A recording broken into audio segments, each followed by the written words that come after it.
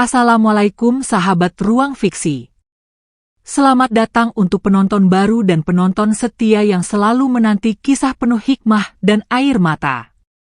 Bayangkan seorang wanita lumpuh yang sedang hamil, didorong suaminya sendiri ke tengah hutan sawit saat hujan mengguyur deras tanpa ampun. Tubuhnya menggigil, wajahnya penuh harap, tapi yang ia dapat hanya suara mobil menjauh. Sendirian, basah kuyup, dan tak bisa bergerak. Sementara janin kecil dalam perutnya bergetar dalam ketakutan. Apa yang sebenarnya terjadi? Dan siapa sosok misterius yang menyelamatkannya? Namun sebelumnya bagi yang beragama Islam saya sarankan untuk menuliskan sholawat Nabi Muhammad. Agar kelas sholawat ini menjadi saksi untuk mendapat syafaat di akhirat. Like dan subscribe ke channel ini sangat membantu menyebarkan dakwah Islam dan menjadi amal jariah. Di sebuah rumah sederhana bercat putih pucat, Nabila duduk di kursi rodanya di tepi taman kecil belakang rumah. Udara sore lembab, pertanda hujan akan turun sebentar lagi. Di belakangnya, Reza, suaminya yang terlihat penuh perhatian, mendorong perlahan kursi roda itu sambil menata selimut tipis di atas pangkuan Nabila. Udara sore ini segar ya, Mas, ucap Nabila dengan senyum tipis. Wajahnya pucat, tapi masih ada cahaya lembut di matanya. Reza membalas senyum itu, mengelus pipinya lembut. Merawatmu itu bukan beban, sayang itu kewajiban Mas, bisiknya manis.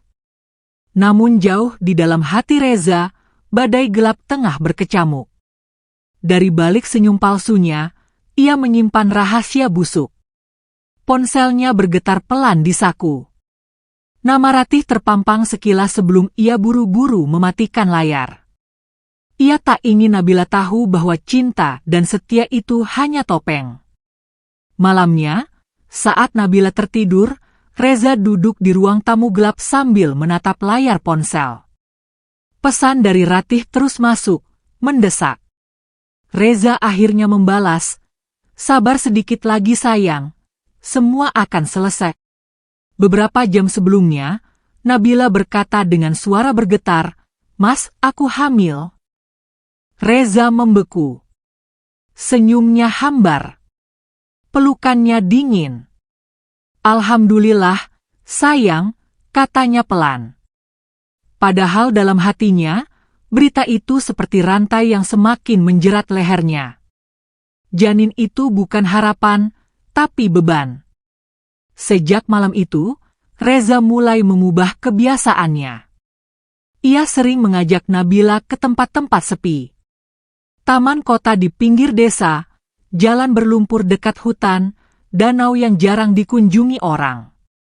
Semuanya ia lakukan dengan senyum manis yang membuat Nabila merasa dicintai.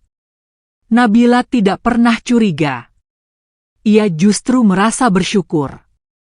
"Mas Reza baik sekali," katanya suatu sore di tepi danau. "Meski aku lumpuh dan hamil, Mas masih sabar menjagaku." Reza tersenyum, tapi senyum itu kosong. Dalam hatinya, ia tahu. Waktunya hampir tiba.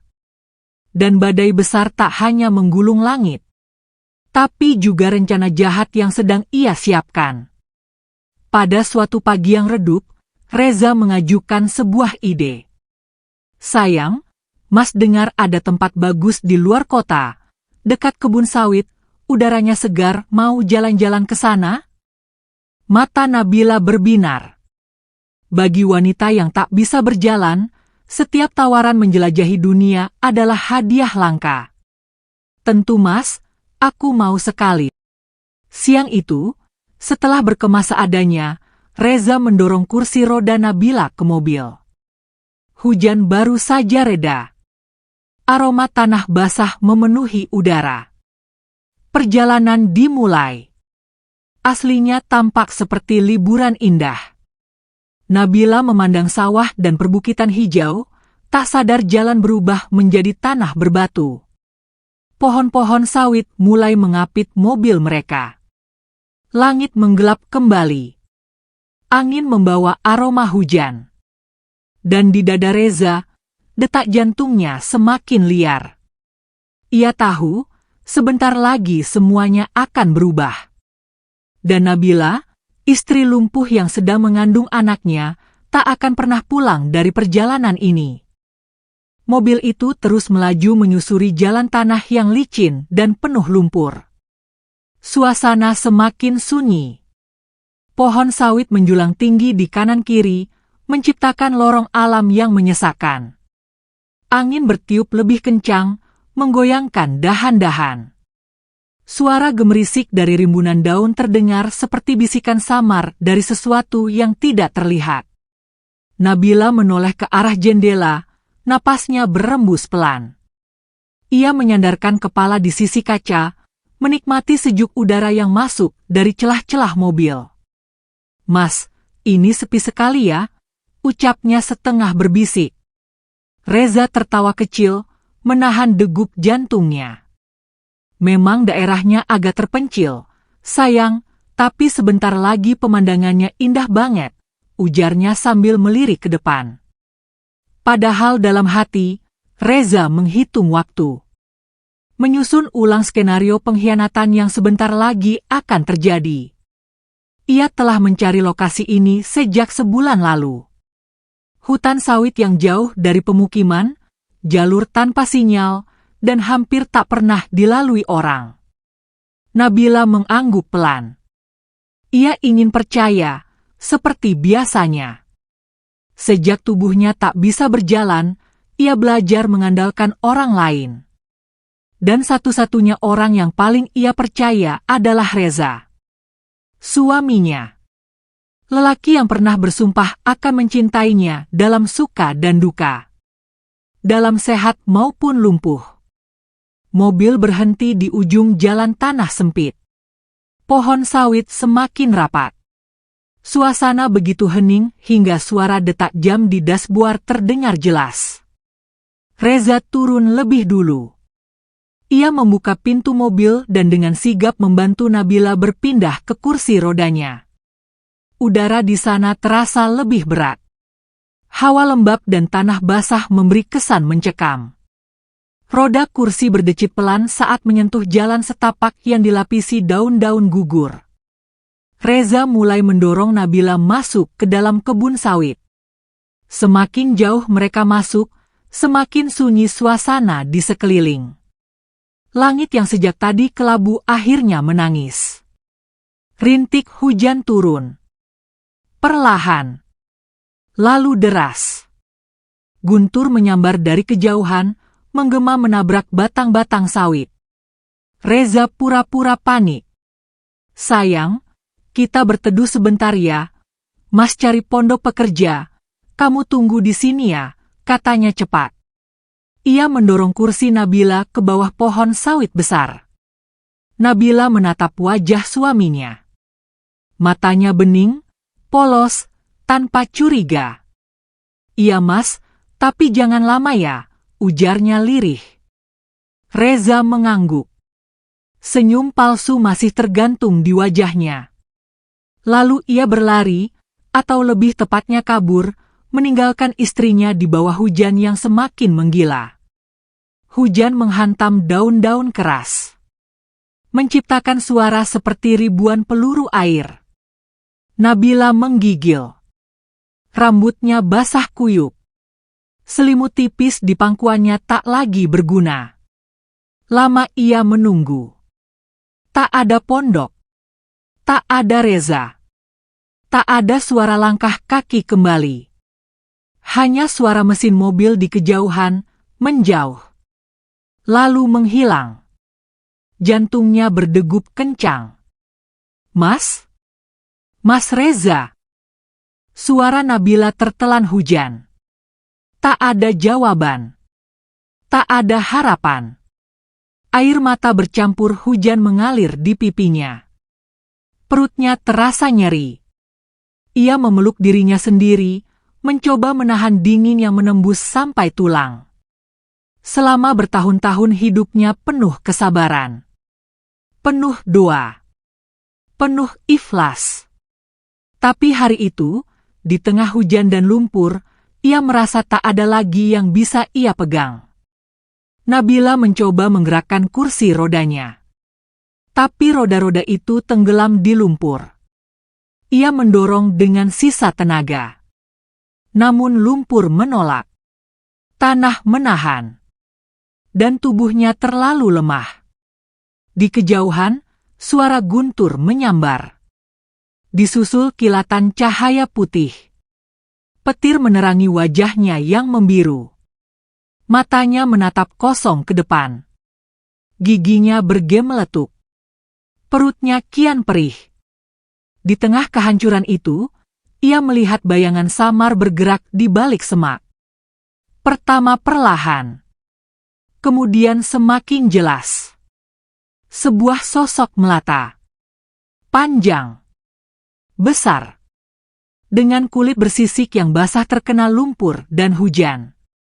Seekor ular piton, mungkin sepanjang 4 meter, muncul dari balik rimbunan sawit. Nabila menahan napas. Ular itu merayap mendekat. Lidahnya menjulur, mencium bau ketakutan. Hujan turun tanpa belas kasihan. Ular itu berhenti di bawah kursi roda. Mengelilingi bagian bawah rodanya. Menjulurkan lidahnya lagi, lalu diam.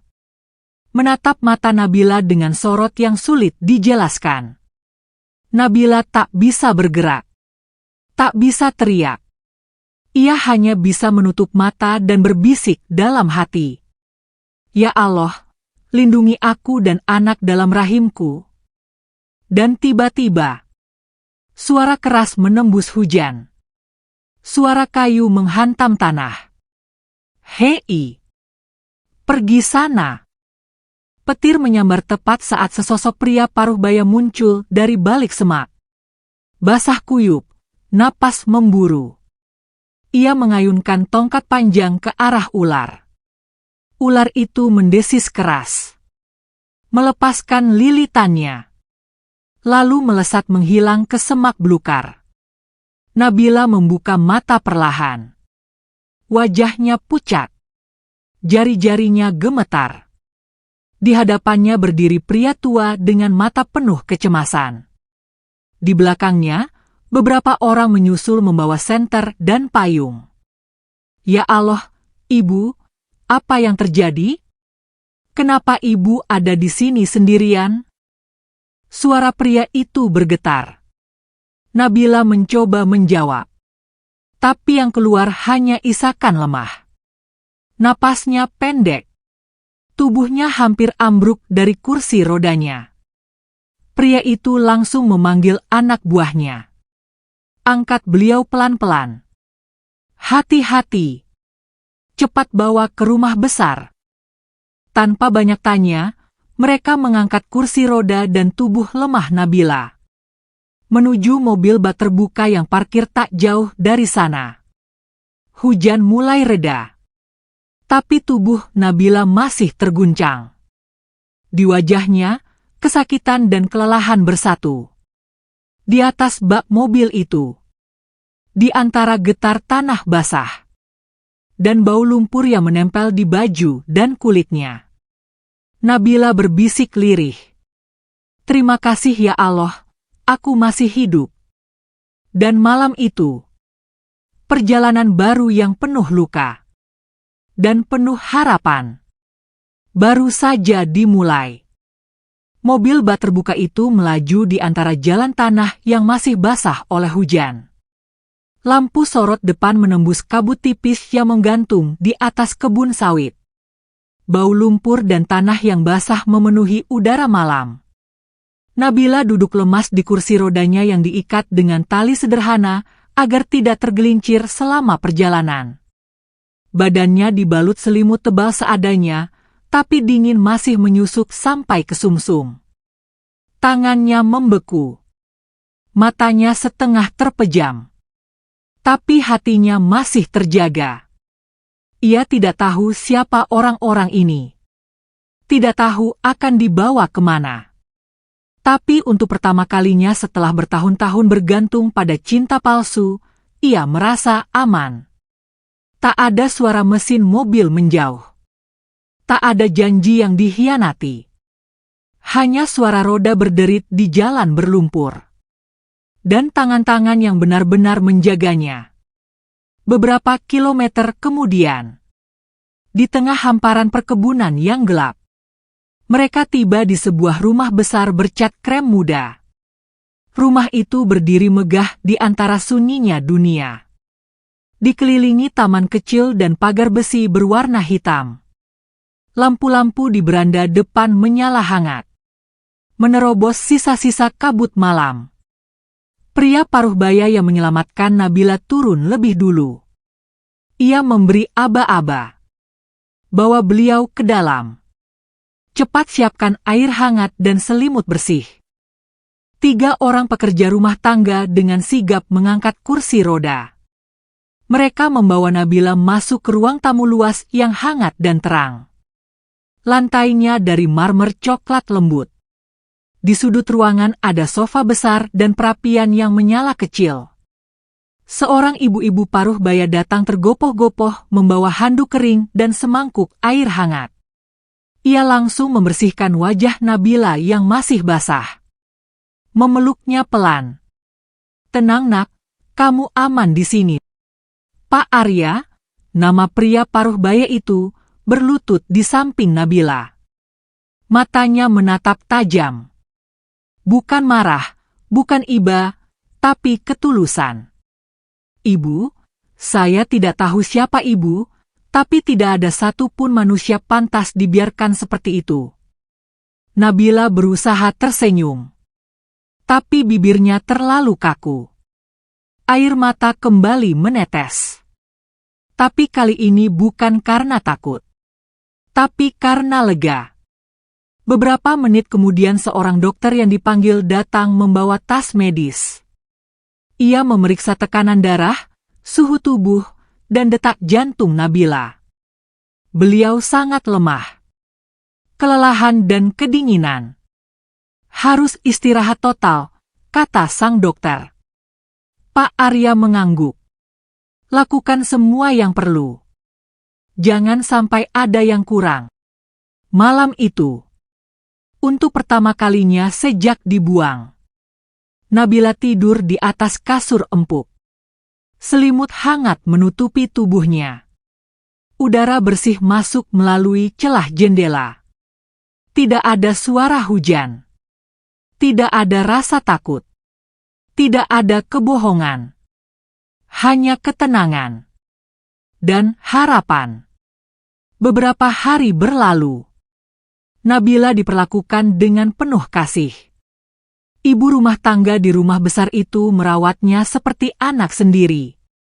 Makanan disiapkan tepat waktu. Vitamin dan ramuan diberikan. Dan setiap pagi, Pak Arya datang membawa koran. Duduk di sudut ruangan sambil menemaninya dalam diam. Nabila awalnya merasa sungkan. Tapi sikap Pak Arya yang tak pernah memaksa, tak pernah mengusik, perlahan mencairkan hatinya. Ia mulai bisa tertawa kecil. Mulai mau makan tanpa harus disuapi. Dan mulai bertanya pelan tentang siapa mereka. "Rumah ini milik saya. Saya dulu tinggal di kota, tapi setelah istri saya meninggal, saya memilih tinggal di sini," ujar Pak Arya suatu pagi saat mereka duduk di beranda. Nabila hanya mengangguk. Ia masih belum sanggup bercerita. Tapi matanya berbicara banyak. Dan Pak Arya cukup bijak untuk tidak mendesak. Pada hari ke-7, Nabila membuka suaranya. Perlahan, dengan suara bergetar, ia menceritakan segalanya. Tentang Reza, tentang kehamilan, tentang hujan, dan tentang suara mobil yang menjauh. Pak Arya mendengarkan tanpa menyela. Wajahnya mengeras seiring setiap kata yang keluar dari bibir Nabila. "Itu bukan manusia," gumamnya pelan. "Ibu Nabila, saya tidak tahu bagaimana ibu bisa bertahan, Tapi saya bersyukur Allah masih menjaga ibu dan anak ibu. Air mata kembali mengalir di pipi Nabila.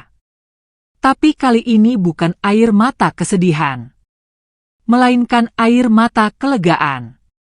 Ada seseorang yang percaya padanya, yang tidak melihatnya sebagai beban. Hari-hari berikutnya, Pak Arya mulai mengajak Nabila keluar rumah. Duduk di taman kecil di belakang rumah. Mengamati ikan-ikan kecil di kolam. Atau hanya sekadar menikmati udara pagi. Nabila mulai belajar tersenyum lagi. Belajar tertawa. Belajar merasa aman. Dan yang terpenting, ia belajar mempercayai bahwa hidupnya belum hancur sepenuhnya. Suatu sore, Pak Arya berkata, "Ibu Nabila, kalau ibu tidak keberatan, ibu boleh tinggal di sini selama ibu mau." Nabila terdiam. Matanya berkaca-kaca.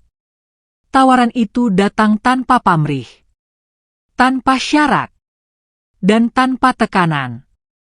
Ia tahu. Ia akhirnya menemukan tempat yang tidak mengusirnya, tidak menyakitinya, dan tidak pernah berencana menghancurkannya. Namun jauh di luar sana, di balik pohon-pohon sawit yang membisu, sesuatu sedang bergerak dalam diam. Karena masa lalu yang kelam tidak pernah benar-benar mati. Pagi itu matahari bersinar lembut menembus sela-sela dedaunan sawit. Udara segar dan aroma tanah lembab masih terasa.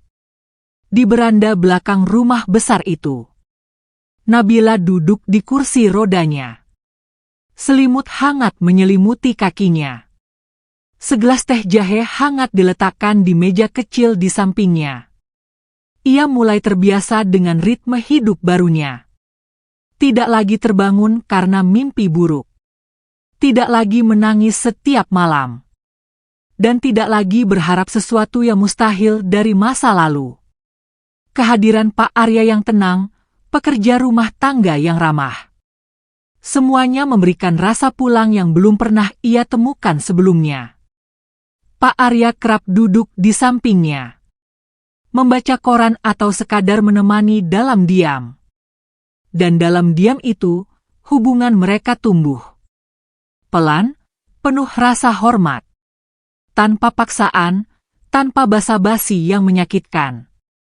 Di hari ke-8, Pak Arya membawa Nabila ke sudut taman belakang. Di sana ada bangku tua yang dikelilingi tanaman rambat. Dan suara gemericik air dari kolam kecil. "Ibu Nabila, ini tempat yang dulu disukai istri saya," katanya pelan. "Tapi sekarang, saya pikir tempat ini layak mendapat kenangan baru." Nabila menatap pria paruh baya itu. Ia belum tahu bagaimana harus menanggapi kebaikan ini. Tapi satu hal yang ia rasakan. Hatinya mulai tenang. Seiring waktu, Nabila mulai meminta kegiatan kecil. Ia minta disediakan meja kerja di sudut ruangan. Ia mulai membantu administrasi perkebunan. Membaca laporan, mencatat kebutuhan logistik, menulis rencana panen. Semua dilakukan dari kursi rodanya. Dan setiap kali ia menatap keluar jendela, senyumnya perlahan tumbuh. Namun pada suatu pagi, saat para pekerja mulai berkumpul untuk apel harian, kepala mandor memperkenalkan seorang pekerja baru. "Pak Arya, ini Ilham, masih muda, butuh kerjaan, dia ikut rombongan dari kota semalam." Pak Arya menatap pria muda itu dan mengangguk ramah. "Asal punya niat kerja baik, silakan bergabung." Tapi dari beranda lantai 2, Nabila melihat wajah Ilham dan tubuhnya seketika kaku. Ada sesuatu pada sorot mata pria itu yang membuat dada Nabila sesak. Ia tak tahu kenapa. Tapi bayangan masa lalu menjerit dalam pikirannya. Malamnya Nabila tak bisa tidur. Ia berguling di tempat tidur, menatap langit-langit kamar. Setiap kali ia memejamkan mata, bayangan wajah Reza muncul. Dan entah kenapa, wajah Ilham mengingatkannya pada luka itu. Ia akhirnya bangun, duduk di depan meja, mengambil pena dan mulai menulis. Menuliskan apa yang ia rasakan. Dan di sela tulisan itu, ia menulis doa. Ya Allah, jika ini ujian, beri aku kekuatan. Hari-hari berikutnya, naluri Nabila semakin tajam. Ia memperhatikan pergerakan Ilham. Pria itu sering mondar-mandir di sekitar rumah besar, berpura-pura menyapu. Kadang berdiri lama di dekat pagar sambil mengamati jendela kamarnya. Nabila tak langsung memberitahu Pak Arya. Ia memilih mengamati. Tapi rasa tidak nyaman itu terus tumbuh.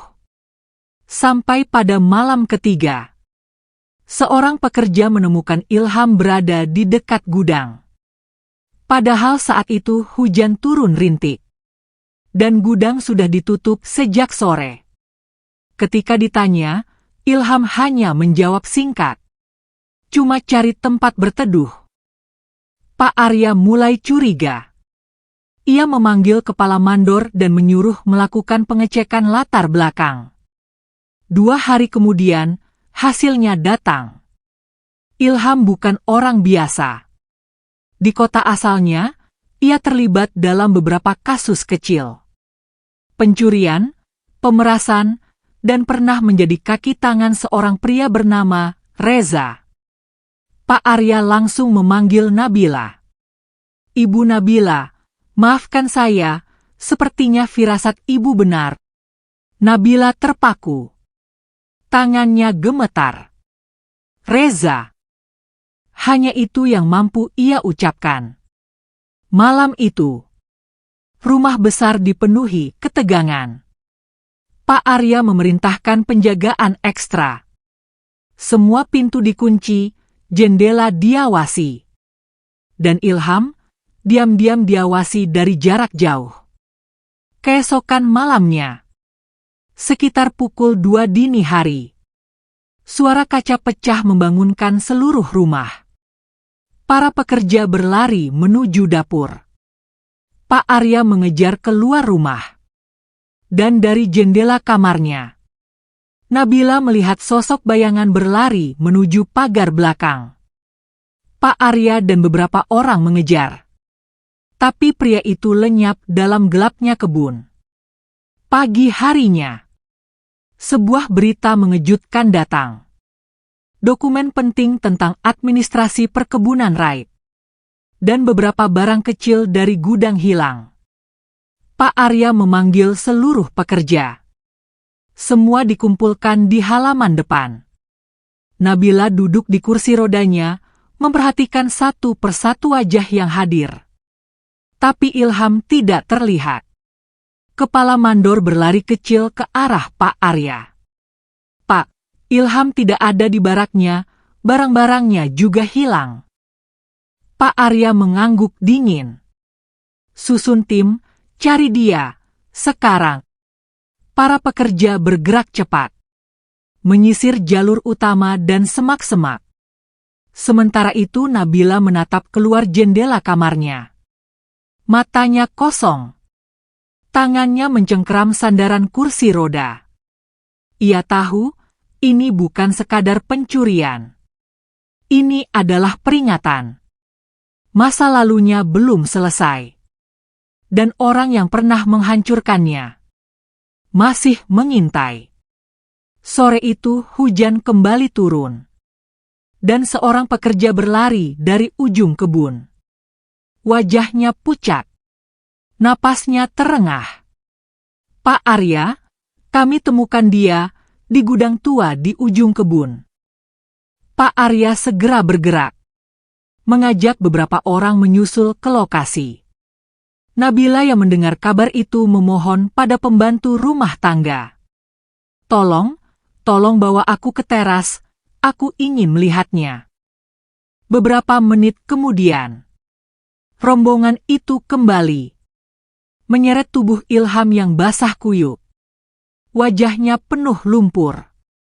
Kedua tangannya diikat ke belakang. Pak Arya berdiri tegak di hadapannya. Katakan, untuk siapa kau mencuri? Siapa yang mengutusmu? Ilham menunduk. Tubuhnya gemetar. Akhirnya ia membuka mulut. Dengan suara parau yang nyaris tak terdengar. Reza, Pak, saya disuruh Reza. Seketika dunia Nabila berhenti. Napasnya tercekat. Tangannya lemas. Namanya disebut oleh kaki tangan suaminya sendiri. Dan disinilah semuanya kembali bermula. Dari luka yang belum kering. Dari pengkhianatan yang tak pernah usai. Dari masa lalu yang kini menyerbu kembali. Dengan wajah dan niat yang lebih gelap. Hujan belum sepenuhnya reda ketika Pak Arya berdiri mematung di halaman rumah besarnya. Di depannya, Ilham jongkok dengan tubuh gemetar, basah kuyup, dan wajahnya lecet akibat tersandung saat melarikan diri. Tali tambang mengikat kedua tangannya di belakang. Dua orang pekerja menjaga di sisi kiri dan kanan, siap menghadang jika ia kembali mencoba kabur. Di atas kursi rodanya, Nabila diam. Wajahnya pucat, bibirnya sedikit gemetar. Selimut yang menutupi kakinya tak cukup menahan dingin yang merambat dari dalam. Bukan karena hujan, tapi karena nama itu. Reza. Reza yang mana? Tanya Pak Arya pelan tapi tegas. Suara yang tak meninggi, namun menggetarkan dada siapapun yang mendengarnya. Ilham mengangkat wajahnya perlahan. Di balik air hujan, matanya merah dan berair. Reza, suaminya Bu Nabila, dia yang menyuruh saya, Pak, jawabnya tersengal. Semua mata seketika beralih ke arah Nabila. Ia diam. Seolah tak mendengar. Padahal setiap kata Ilham masuk seperti sembilu. Menusuk dada. Mencabik luka lama yang belum mengering. Pak Arya menggertakkan rahang. Untuk apa dia menyuruhmu? Apa tujuannya? Ilham menunduk. Reza bilang, dia ingin menghancurkan rumah ini, dia ingin Bu Nabila menderita lebih dari sebelumnya, dia ingin saya curi dokumen, katanya dia mau menjualnya ke pihak luar, biar usaha Pak Arya bangkrut. Teriakan kecil terdengar dari salah satu pekerja. Seorang wanita menutup mulutnya, menahan tangis. Sementara itu, Pak Arya melangkah pelan mendekati Nabila. Ia berlutut di samping kursi roda, menatap wajah wanita yang sedang diguncang badai dari segala arah. Ibu Nabila, apapun yang terjadi, saya di sini, kami semua di sini, tidak akan ada yang menyentuh ibu lagi. Ucapannya lirih tapi mantap. Suaranya seperti benteng. Melindungi. Menguatkan. Air mata menetes dari mata Nabila. Tapi kali ini bukan air mata ketakutan. Bukan air mata pengkhianatan. Melainkan air mata kesadaran. Bahwa ia tidak lagi sendiri. Pak Arya memberi isyarat. Ikat dia. Serahkan ke pihak keamanan desa. Saya akan panggil petugas dan lapor ke kepolisian. Ilham digiring pergi. Tapi bayang-bayang Reza masih menggantung di udara. Namanya masih menggema di dalam kepala Nabila. Meski tubuhnya telah jauh. Niat jahatnya masih hidup. Dan lebih berbahaya dari sebelumnya. Malam itu, rumah besar kembali dipenuhi keheningan. Bukan karena damai. Tapi karena semua orang sedang menunggu badai berikutnya. Pak Arya menambahkan 2 penjaga malam di halaman belakang. Setiap pintu dan jendela dipastikan terkunci. Sementara itu, Nabila tetap berada di kamarnya, dikelilingi oleh rasa waspada, namun juga dilindungi oleh kepercayaan baru. Di kamar itu, ia duduk sendiri, menatap jendela yang berembun, mengingat ulang semua perjalanannya membawanya ke titik ini. Bagaimana cinta berubah menjadi jebakan. Bagaimana pengorbanan dibalas dengan pembuangan. Dan bagaimana di saat ia sekarat, Allah tetap mengirimkan pertolongan. Keesokan harinya, di ruang kerja, Pak Arya memanggil sahabat lamanya yang kini menjabat di kepolisian setempat. Ia menceritakan segalanya. Tentang penyerangan, tentang dokumen yang dicuri, dan keterlibatan Reza. Di waktu yang sama, Nabila mencoba melanjutkan hari-harinya. Ia kembali mengatur laporan panen, menata catatan pengeluaran, dan sesekali berbincang dengan para pekerja. Ia tak ingin terlihat lemah. Walau dalam hatinya, luka itu kembali basah. Namun ketenangan itu kembali terusik. 2 hari setelah Ilham ditangkap, seorang penjaga di pos belakang melapor. Pak Arya, semalam saya lihat bayangan seseorang di tepi kebun, sosoknya cepat, seperti menyelinap, saya kejar, tapi menghilang di antara pohon-pohon sawit. Pak Arya menatap langit yang mulai mendung. Siapkan tim, kita tidak boleh kecolongan lagi. Mereka bergerak cepat, menyisir jalan setapak, menerobos semak, menelusuri batas kebun. Di sebuah pondok tua yang telah lama ditinggalkan, terdengar suara ranting patah. Seorang pekerja memberi isyarat. Pak Arya mengangkat tangannya. Mereka mengendap, mendekat. Dan saat pintu kayu didobrak, di dalamnya mereka menemukan sesosok tubuh kurus membungkuk di pojok ruangan. Wajahnya kotor, jaketnya lusuh, dan matanya penuh kebencian. Reza. Pak Arya berdiri mematung. Pria yang dulu membuang Nabila kini meringkuk tak berdaya. Tapi bukan karena menyesal, melainkan karena kegagalan. Reza berdiri dengan langkah goyah. "Apa kalian mau?" teriaknya dengan suara serak. 2 pekerja langsung membekuknya. Reza mencoba melawan, tapi tubuhnya sudah tak sekuat dulu. Makin kurus, makin kotor, makin penuh amarah. Di rumah besar, Nabila duduk di beranda.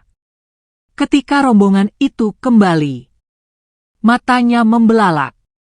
Dan untuk pertama kali setelah sekian lama, ia melihat Reza, lelaki yang pernah ia panggil suami, dalam keadaan terikat dan berantakan. Pak Arya menghentikan langkah tepat di hadapan Nabila. Reza berdiri di sampingnya, masih mencoba melawan.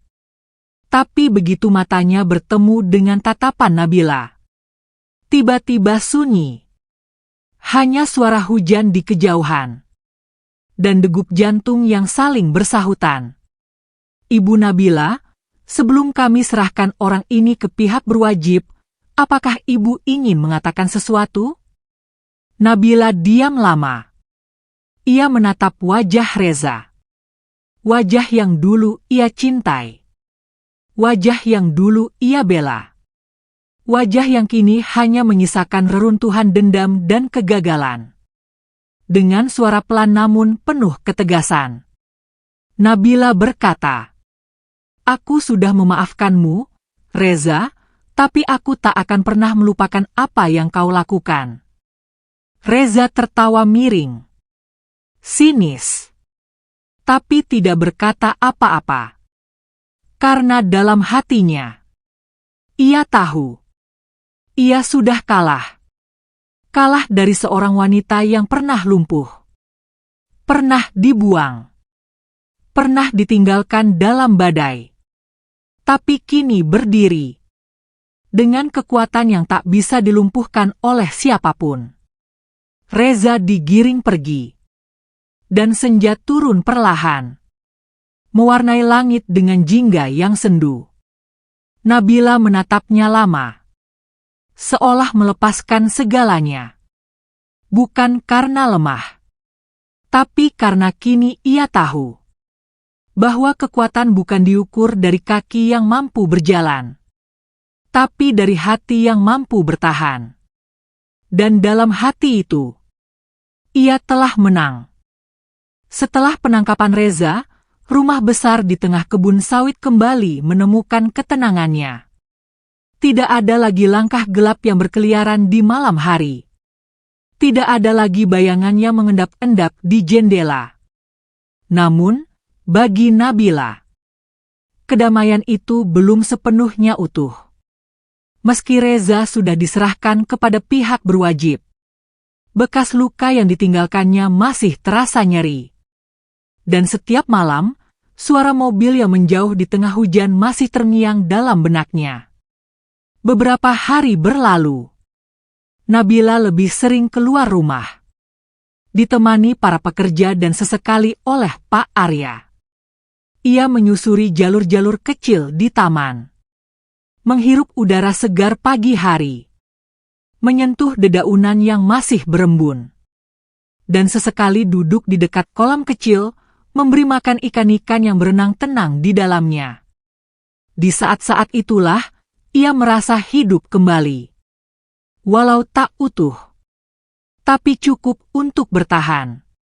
Suatu sore, saat matahari mulai turun ke barat, dan langit berubah menjadi jingga keemasan, Pak Arya datang dengan wajah yang tampak berbeda.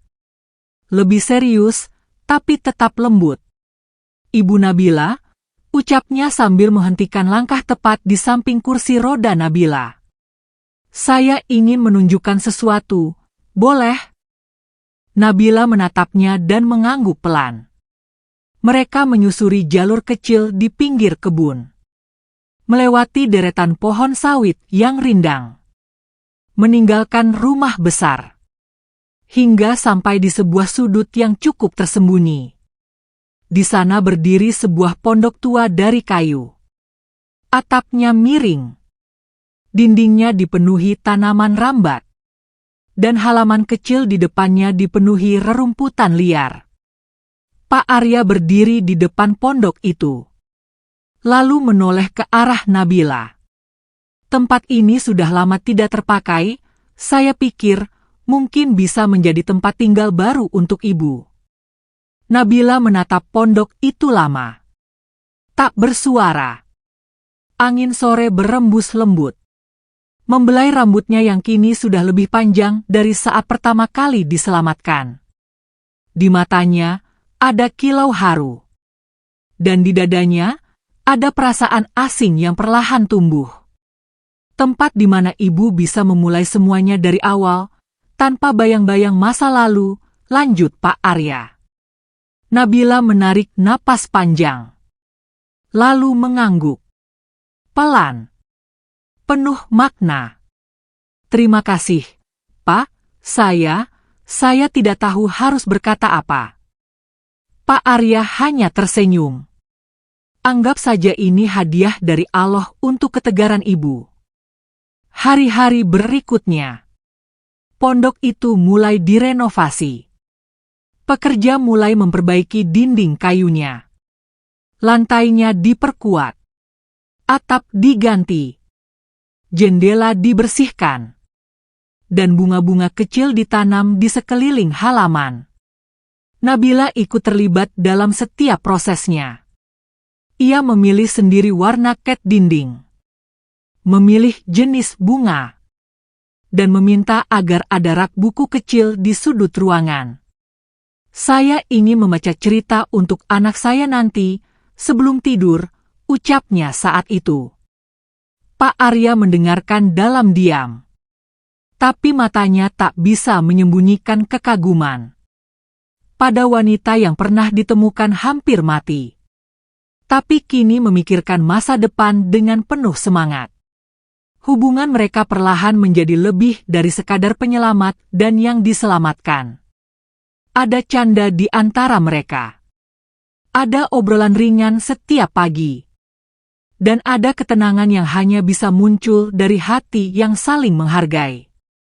Suatu sore, ketika renovasi hampir selesai, dan pondok itu sudah mulai tampak seperti rumah, Pak Arya berdiri di samping Nabila, menatap bangunan kecil yang kini berdiri dengan anggun di bawah langit senja. "Ibu Nabila," ucapnya perlahan. "Bolehkah saya bertanya sesuatu?" Nabila menoleh. Wajahnya tenang, tapi hatinya berdebar. "Jika suatu hari nanti saya melamar ibu untuk menjadi pendamping hidup saya, apakah ibu mau mempertimbangkannya?" Nabila terdiam. Lama. Ia tidak pernah membayangkan hal ini. Setelah semua luka, setelah semua pengkhianatan, ia hampir lupa bahwa dirinya masih pantas dicintai. Air mata perlahan turun dari sudut matanya. Ia menunduk, menahan suara yang bergemuruh dalam dada. Pak Arya tidak memaksa. Ia hanya berdiri di sana. Sabarlah, menunggu jawaban.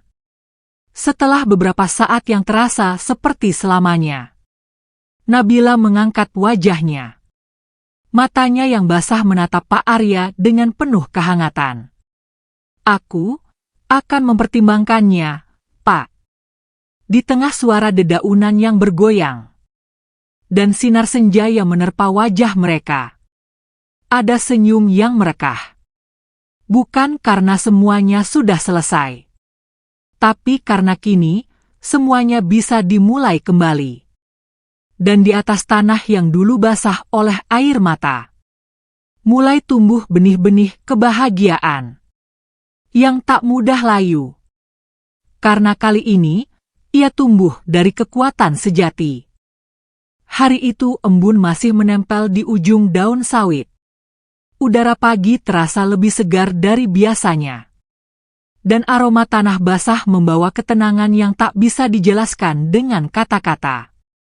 Di pondok kecil yang kini telah berdiri kokoh dan hangat, Nabila menatap keluar jendela. Pandangannya menyapu luasnya kebun sawit yang hijau. Di pipinya, sinar matahari pagi memantul lembut. Dan di dadanya, rasa syukur mengalir seperti sungai yang jernih. Pondok kecil itu kini bukan lagi bangunan reot penuh lumut. Ia telah berubah menjadi rumah. Menjadi tempat yang menyimpan rasa aman. Menjadi ruang bagi Nabila untuk menyusun harapan demi harapan baru. Dindingnya dicat krem muda. Lantainya dari kayu jati yang menghangatkan telapak kaki. Dan di sudut ruangan, rak buku kecil berdiri rapi berisi bacaan parenting dan buku motivasi. Di beranda, kursi roda Nabila ditempatkan sedemikian rupa agar ia bisa dengan mudah menikmati pemandangan di luar.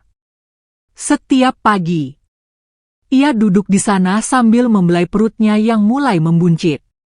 Setiap gerakan kecil dari dalam rahim membuatnya tersenyum. Di antara sunyi, ia sering berbicara pada anaknya. Bercerita, berdoa, dan berjanji akan menjaga amanah itu dengan seluruh jiwa. Pada hari yang cerah itu, Pak Arya dan para pekerja mengadakan syukuran kecil.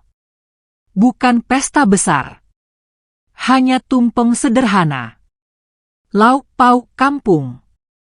Dan beberapa kue tradisional yang dimasak bersama di dapur belakang. Halaman samping pondok dihias dengan bendera warna-warni. Ada rangkaian bunga dari kebun. Dan bangku-bangku kayu yang ditata melingkar. Semua tersenyum. Semua hadir dengan hati tulus.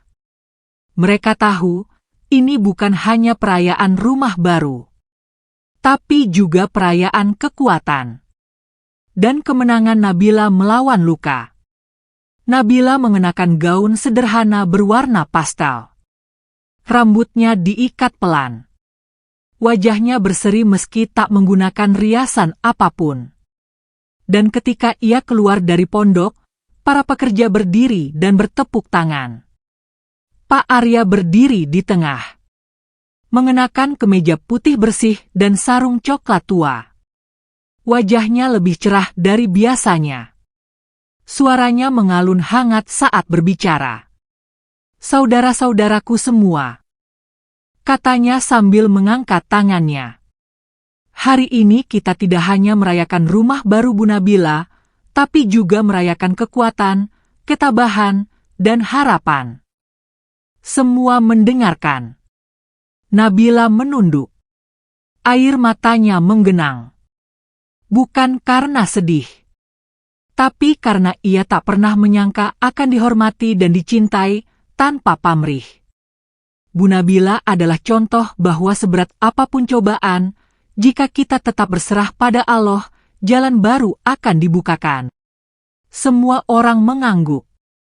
Beberapa pekerja perempuan menyeka air mata. Dan Nabila, ia merasa dirinya kembali bernilai.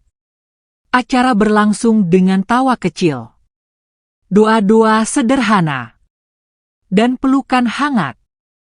Para pekerja satu persatu mendatangi Nabila, mengucapkan selamat, menawarkan bantuan, dan bahkan ada yang menitipkan doa untuk anak yang sedang dikandungnya. Sore itu, langit berubah menjadi jingga.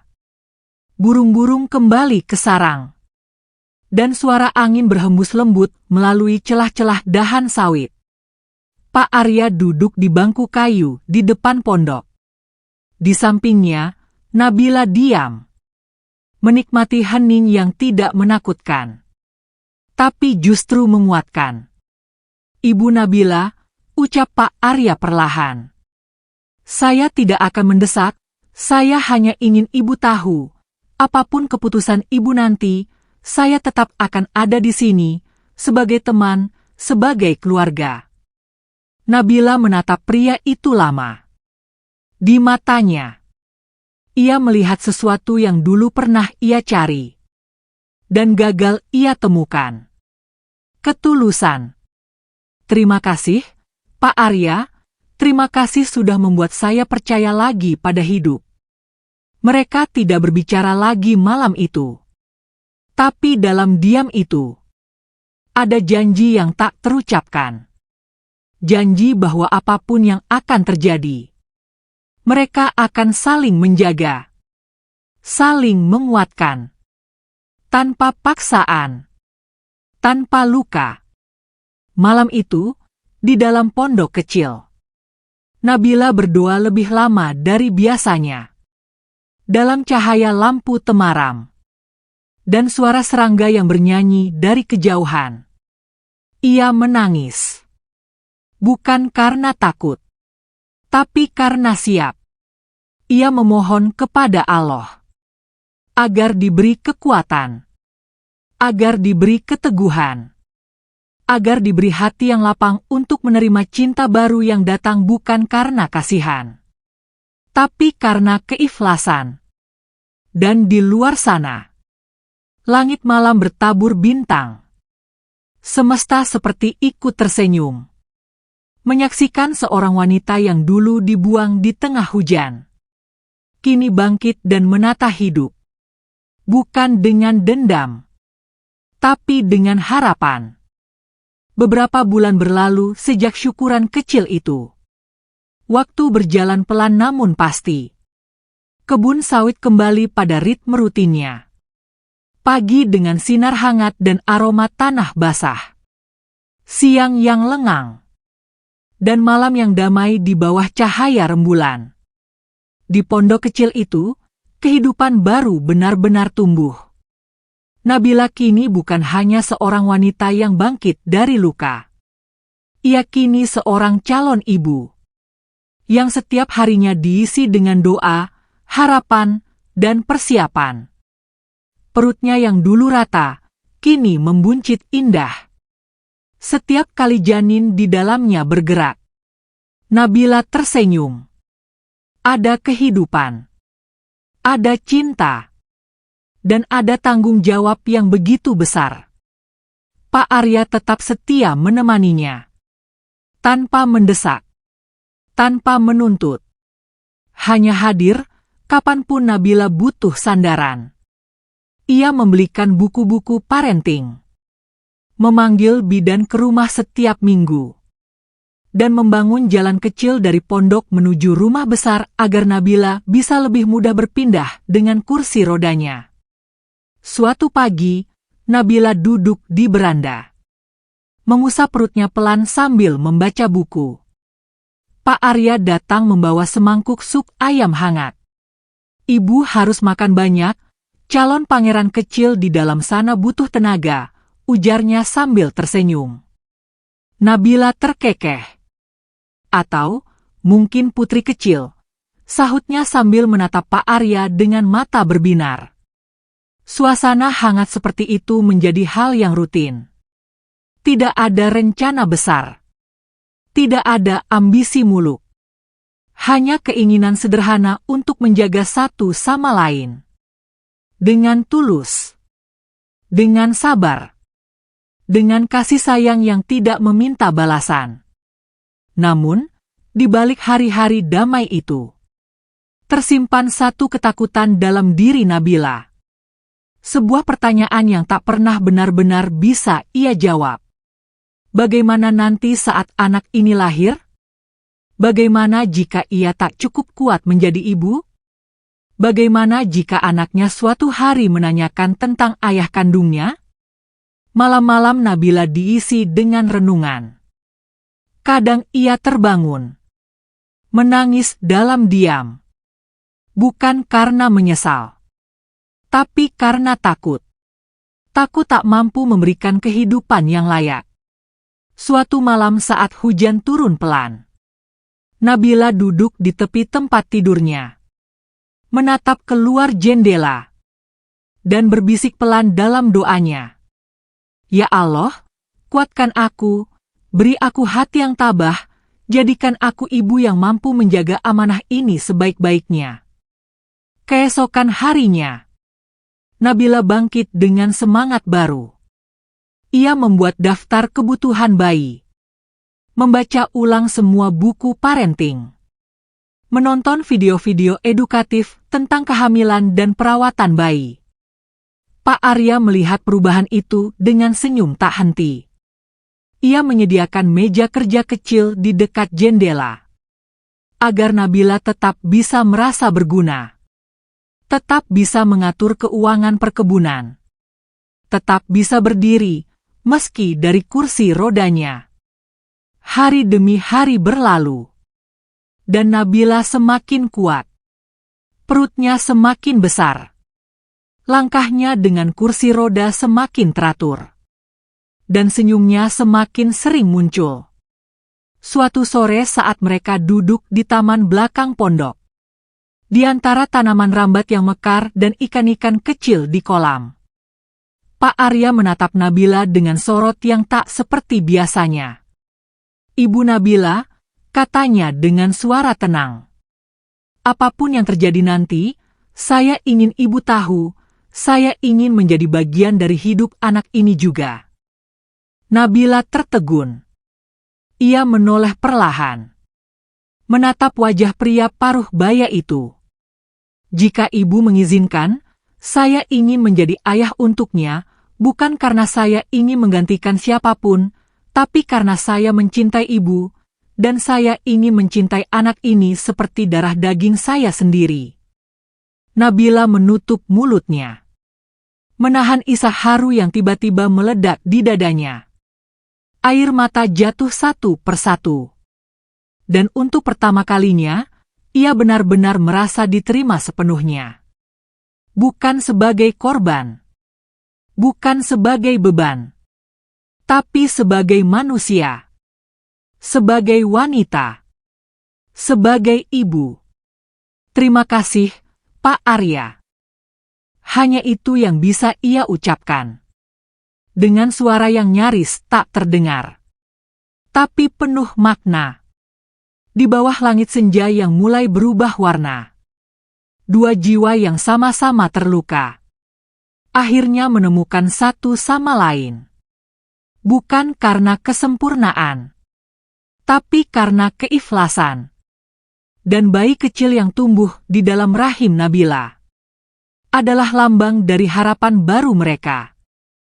Harapan yang lahir dari luka, yang disiram air mata, tapi tumbuh menjadi cinta yang lebih suci, yang lebih utuh, yang lebih kuat.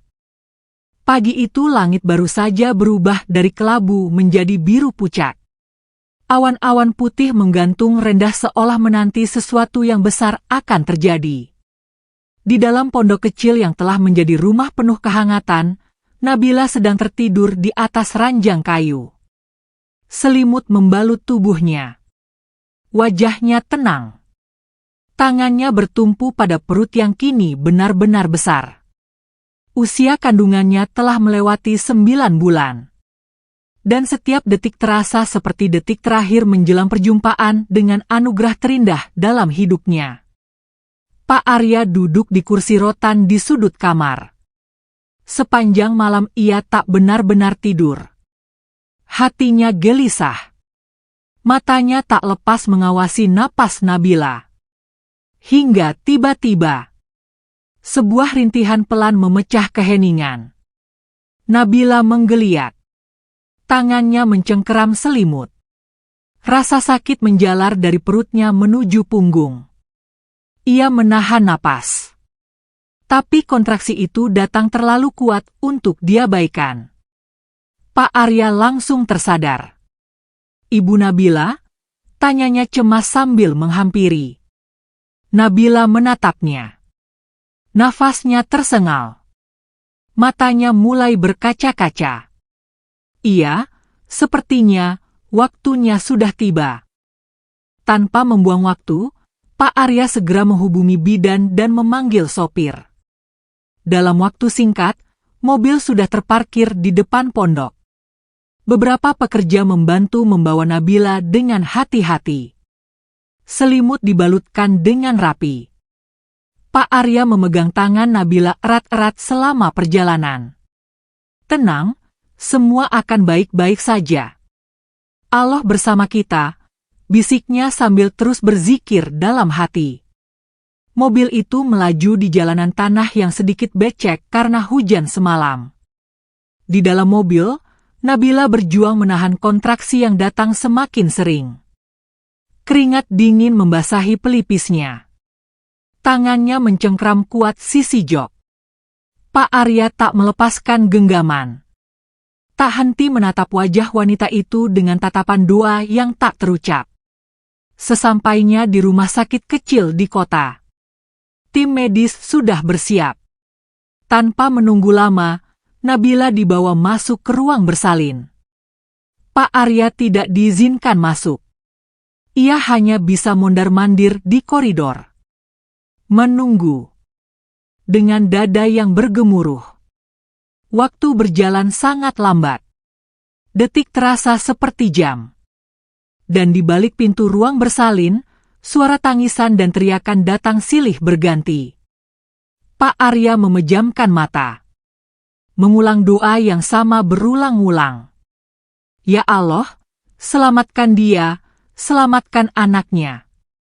Dan akhirnya, tangisan bayi terdengar nyaring. Memecah malam, menembus dinding, dan menggetarkan hati siapapun yang mendengarnya. Seorang suster keluar dengan wajah cerah.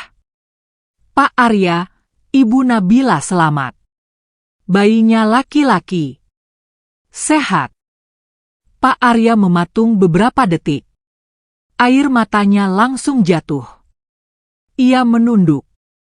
Mengucap syukur dalam isakan haru yang tak bisa ditahan. Lalu ia diizinkan masuk. Perlahan ia melangkah ke dalam ruang perawatan. Di sana, Nabila terbaring lemah. Tapi wajahnya bersinar. Peluh masih membasahi keningnya. Namun senyumnya tak pernah seindah ini. Di pelukannya, seorang bayi kecil dibalut selimut putih. Kulitnya kemerahan. Matanya terpejam. Tangannya mungil. Pak Arya mendekat. Berlutut di samping tempat tidur. Menatap bayi itu lama. "Boleh saya menggendongnya?" tanyanya pelan. Nabila mengangguk. Pak Arya mengangkat bayi itu dengan hati-hati. Seolah ia sedang memegang keajaiban. Air matanya jatuh lagi. Dan dalam hatinya, ia membuat janji. Janji bahwa ia akan melindungi anak ini. Seperti darah dagingnya sendiri. Bahwa ia akan menjadi ayah yang bukan hanya memberi nama, tapi juga cinta tanpa syarat. Nabila mengamati mereka dari tempat tidur. Hatinya penuh. Penuh syukur. Penuh cinta. Penuh kedamaian. Beberapa hari kemudian, mereka kembali ke pondok kecil mereka. Seluruh pekerja menyambut dengan sukacita. Halaman pondok dihias dengan bunga, bendera kecil, dan kain putih bersih. Mereka memberi nama bayi itu Rafa, yang berarti kedamaian, ketinggian, dan kemenangan. Malam-malam berikutnya diisi dengan suara tangisan bayi. Nina bobo lirih dari mulut Nabila. Dan tawa lembut Pak Arya saat membantu mengganti popok. Atau menyuapkan susu. Tidak mudah. Tetapi semuanya terasa ringan. Karena mereka menjalaninya bersama. Di suatu malam, saat Rafa tertidur di pangkuannya, Nabila duduk di beranda.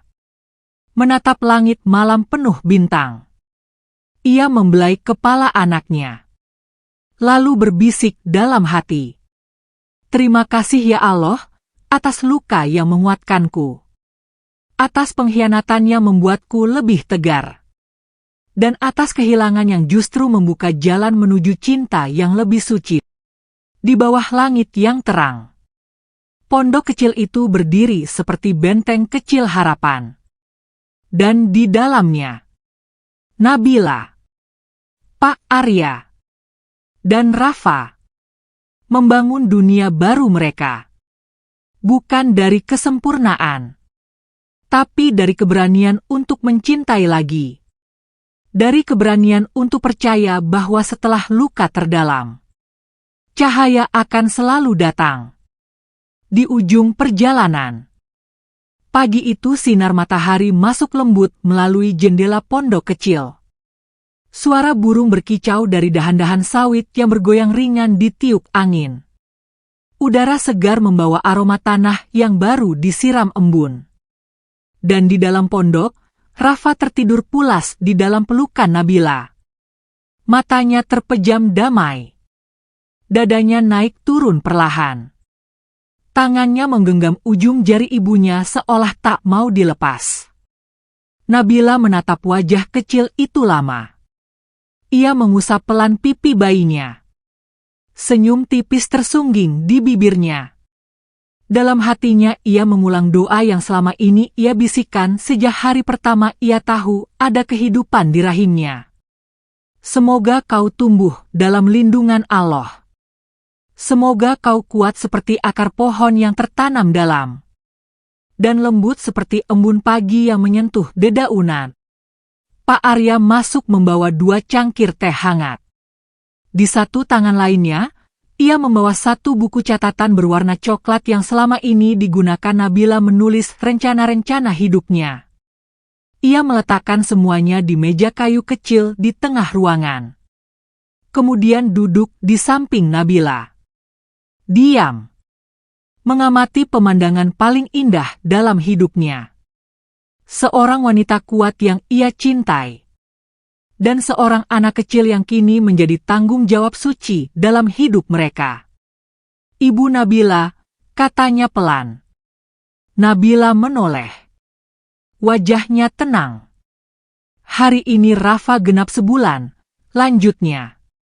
Saya pikir, mungkin ini waktu yang tepat untuk berbicara tentang sesuatu. Nabila mengangguk. Meski belum tahu apa yang akan ia dengar. Hatinya tidak gelisah.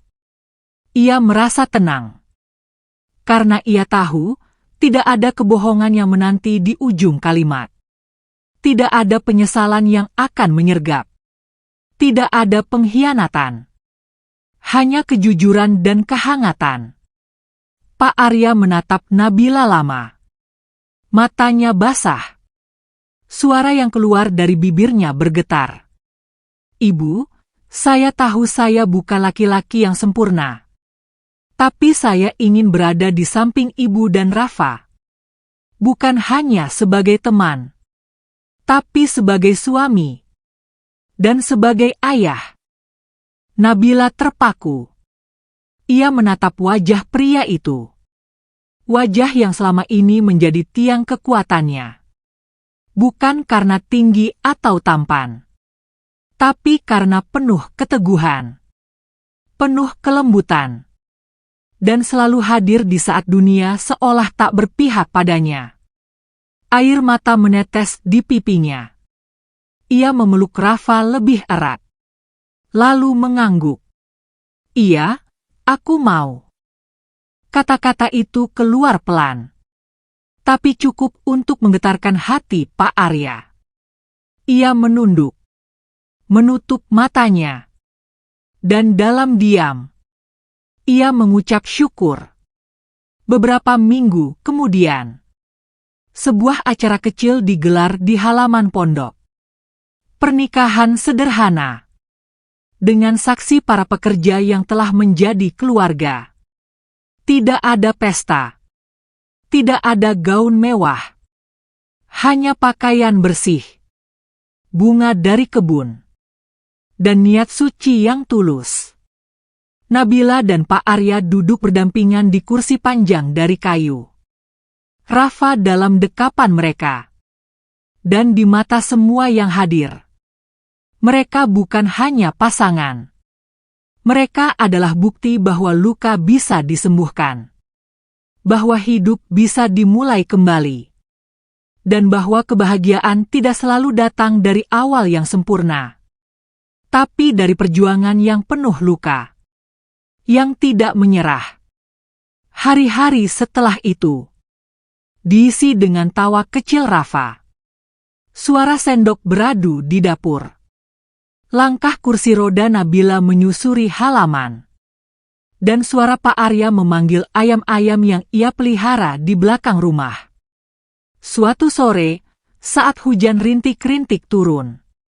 Nabila duduk di beranda sambil memangku Rafa yang mulai bisa tertawa.